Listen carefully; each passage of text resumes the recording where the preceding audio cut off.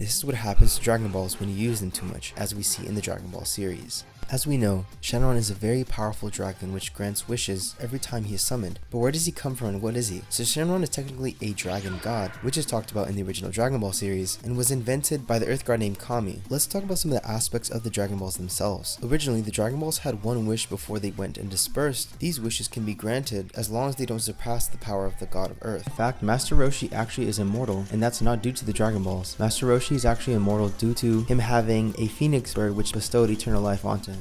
But there are a good amount of limitations when talking about the Earth's Dragon Balls. Starting off with number 1, no killing other beings, as well as not being able to harm or get rid of another entity more powerful than Shenron himself. So the Earth's Dragon Balls are very much limited. This is why we have a couple other dragons to talk about. Which brings us to our next Shenron doppelganger. The official name for this entity is Black Smoke Shenron. This being manifests if the Dragon Balls are overused. Each time a wish is granted, the negative energy from the Dragon Balls wishes build up and store inside the balls themselves. Can you imagine how many times Krillin was brought back to life? But I digress. If the Dragon Balls are used too often without given time for the energy to dissipate, which then formulates an entity called the Black Smoke Dragon, which inevitably creates 7 more Shadow Dragon, which can be seen as the villains of Dragon Ball GT. This dragon or dragons do not grant any wishes and will basically destroy the galaxy, if not stop. The third dragon on our list is Porunga, the Namekian Shenron. This entity is noticeably buffer and has a bit more power than the Earth's Dragon Balls themselves. This dragon can grant 3 wishes per summoning, which was the original contract, and he can revive people multiple times, which is different from the original Dragon Balls. You can only wish back one person at a time per wish. Other than that, the other rules and basic limitations of power are also the same. This brings us to the next dragon on the list, my personal favorite,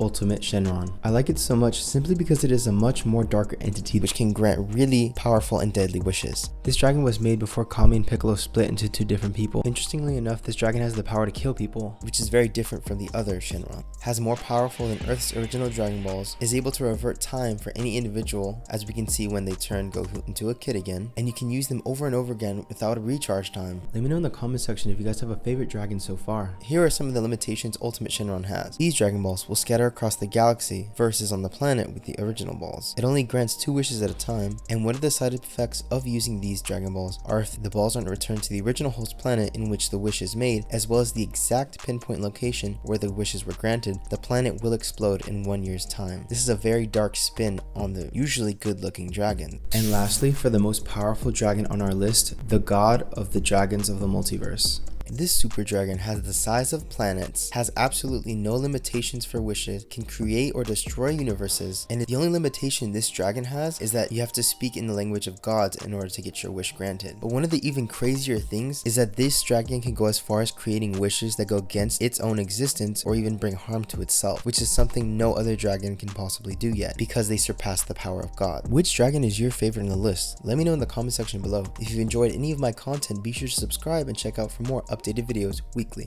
Thank you for watching. See you guys in the next one. Peace.